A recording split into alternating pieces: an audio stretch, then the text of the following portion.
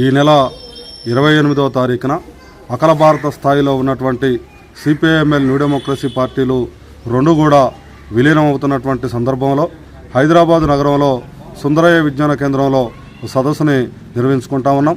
ఆ సదస్సుకి దేశవ్యాప్తంగా ఉన్నటువంటి విప్లవకారులు విప్లవాభిమానులు అందరూ కూడా హాజరు కావాల్సిందిగా CPIML new democracy party Khammam division committee కోరుతా ఉంది.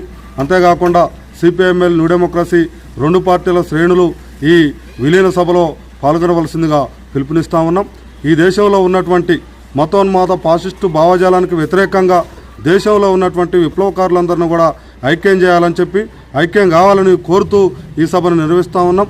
రాబోయేటువంటి కాలంలో పాసిస్టు విధానాలని ఓడించాలంటే దేశంలో ఉన్నటువంటి విప్లవకర శక్తులు, అభ్యుదయ శక్తులు, ప్రజాస్వామిక శక్తులందరూ కూడా ఐక్యం కావాల్సినటువంటి అవసరం ఉంది. ఐక్యంగా పోరాడాల్సినటువంటి అవసరం ఉంది. ఐక్య ఉద్యమాలని కొనసాగించే దాంట్లోనే సిపిఐఎంఎల్ న్యూ డెమోక్రసీ